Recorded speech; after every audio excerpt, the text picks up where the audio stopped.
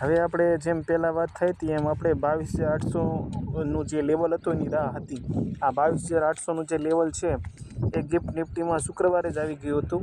આજે જે રાની શરૂઆત થઈ તેનો મેક્સિમમ હાઈ 845 છે અને 737 એનો લો છે, બરાબર છે.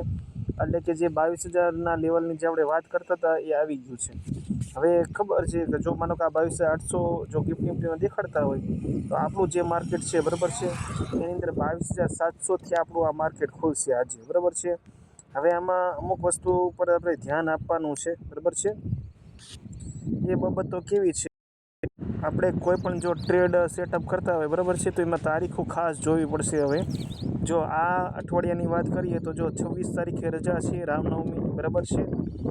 અને આ જે અઠવાડિયું છે પછી નવા અઠવાડિયે મંગળવારે રજા છે, બરાબર છે, 31 તારીખે. એટલે કે 26 તારીખે રજા છે અને 31 તારીખે રજા છે આ મહિનામાં, બરાબર છે. તો આ બે રજાને પણ તમારે ધ્યાનમાં લેવાની છે, કેમ કે ત્યારે તમે જે લોંગ ટર્મ કરતા હો કામ ત્યારે આ રજાઓને ધ્યાનમાં લેવી જરૂરી છે. હવે આજનું જે ટ્રેડ સેટઅપ છે એની અંદર તમારે જોવાનું છે કે જો 700ની આસપાસ આપણું જો માર્કેટ ખુલે, બરાબર છે, તો અત્યારે જે આ પુટની પ્રાઇસ અને કોલની પ્રાઇસ તમને દેખાય છે એ ઘણી બધી વધી ગઈ છે અને આપણું વિક્સ પણ વધી ગયું છે. એટલે હવે તમારું જે ટ્રેડ છે ને એ સસ્તો નહીં રહે, તમારો ટ્રેડ મોંઘો બનશે, બરાબર છે.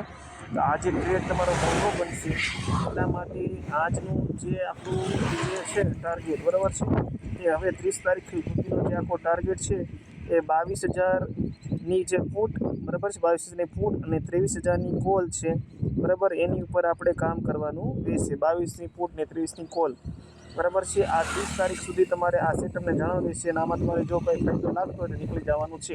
આમાં તમારે એક્ઝિટ થવાનું વારંવાર રાખવું પડશે.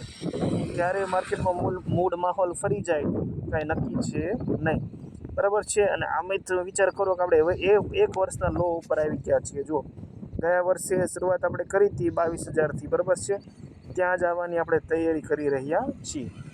તો આજનું અને અપડેટ એવું છે કે જો હવે અમેરિકા છે એ પોતાના અભિમાનમાં વશ થઈને વધારે ઈરાન ઉપર એટેક કરવાનો વિચાર કરી રહ્યું છે, જેના કારણે ક્રૂડ ઓઇલના ભાવ પણ વધવાના છે, બરાબર છે.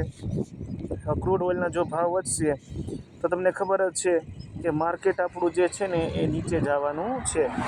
તો તમારે 1000 પોઈન્ટની રેન્જમાં કામ કરવાનું છે તો જ પ્રીમિયમ સસ્તા મળશે અને આમાં તમારે ધીરજ રાખવી પડશે, બરાબર છે. આભાર.